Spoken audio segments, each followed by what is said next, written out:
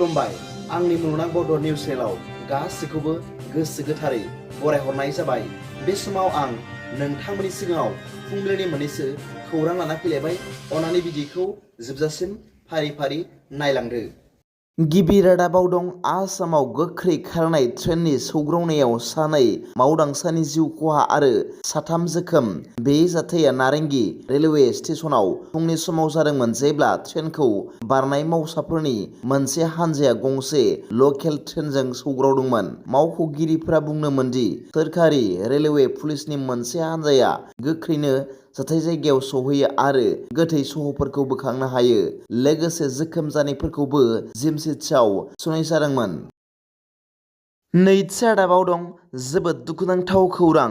नाहारि खालामग्रा दुथां सुबुंनि गाग्लोबनायाव जोबोद दुखुनांथावै जिउ गोमानांगौ जादों हिरण्मय खाख्लारिया।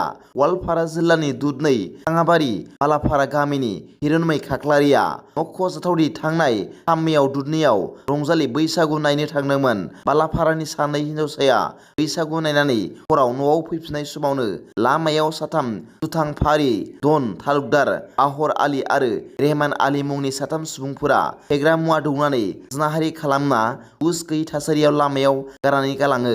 बे मुगैथाव जाथायनि सोमोन्दै मिथिनानै न'खरनि सुबुङा 4 मेआव दुधनै पुलिस थानायाव एफआइआर होयो होनना मिथिनो मोननाय जादों।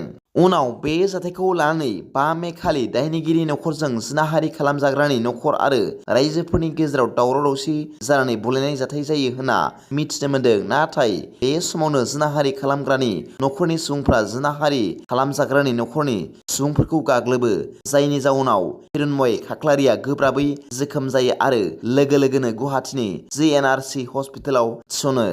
नाथाय दुखुनांथाव बाथ्राया बेनोदि फाहामथाय होबाय थानाय समावनो हिरण्मय खाख्लारिया दुखुनांथावै थांनाय 6 मेआव थैयो। जाथायनि गुबै दायनिगिरि दन तालुकदारखौ 5 मेआवनो पुलिसआ हमो आरो दन तालुकदारआ सिमान जानाय बायदिनो 6 मेआव दुधनै माथिया थाना पुलिसनि मददाव माथिया थाना ओनसोलाव दायनिगिरि गुबुन सानै फारियै बाहार आली आरो रेहमान आलीखौ पुलिसआ हमनो हायो। थामथि रादाबाव दं माद्रासा सोलोंसालिफोराव बमा बानायनायसो फोरोंदों। नोंथाङा सैथो बाथ्राखौनो खोनादों। मिथिनो मोननाय बायदिब्ला फरायसाफोरखौ मोजां धोरोमनि गियान फोरोङालासे बमा आरो बायदि बायदि गिथाव बाथाव बेरफ्रुग्रा बेसादफोरखौसो बानायनो फोरोंनायाव गोसो होथाबदों गंसे माद्रासा फरायसालिया। बे बमा बानायनाय फोरोंनाय माद्रासा फरायसालिनि जाथाया बिहार रायजोनि सिङाव थानाय चरण च'पड़ा मुंनि गंसे माद्रासा फरायसालियाव जादों।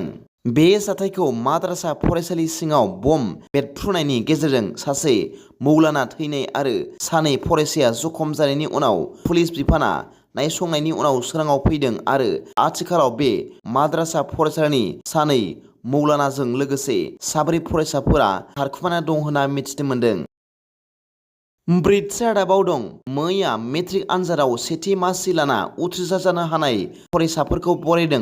उदालगुरि जिल्ला दुलाराय बर' फरायसा आफादा उदालगुरि जिल्लानि डिमाकुसियाव सानसेनि मेहेरगोनां हाबाफारि लाना बर' बिजोंजों फरायनानै उथ्रिनो हानाय फरायसाफोरखौ बरायनाय हाबाफारि लादों होनना मिथिनो मोन्दों। हाबाफारियाव दुलाराय बर' फरायसा आफादनि आफादगिरि दिपेन बर' आरो आसाम आयेन आफादनि बुंथिगिरि बिस्वजित दैमारी, उदालगुरि जिल्ला दुलाराय बर' फरायसा आफादनि आफादगिरि नेहाथारिजों लोगोसे गुबुन गुबुन बिबानाव थानाय बिबानगिरि आरो जिल्लानि सिङाव थानाय फरायसाफोरा बाहागो लादों होनना खौरां मोन्दों। मिथिनो मोननाय बायदिब्ला बे हाबाफारियाव टप 10 मासि आवग्रिनो हानाय साफ्रोम मेलेमजिबि फरायसाफोरनो कमल कुमार देरहासार बान्था राननानै होदों। खौरांगिरिफोरनि सिगाङाव मिरु एबसुनि आफादगिरि मानाव गेदेर दिपेन बर'आ फोरमायदोंदि फरायसाफोरा गावनि थांखिखौ मोनफुंनो नाजाथाबबाय थायोब्ला सानसेब्लाबो जाफुंहैगोन आरो नेभार गिभ आप सानस्रिजों एबा माब्लाबाबो दा नागार सानस्रिजों आवगायलाङोब्ला सानसेब्लाबो थांखिया जाफुंगोन होनना फोरमायनायजों लोगोसे बर' हारिखौ बुहुमाव गेरेमसा हारि हिसाबै सिनायथि होनो थाखाय बयबो बर'फोरानो खौसेयै नाजानांगोन होनना फोरमायदों।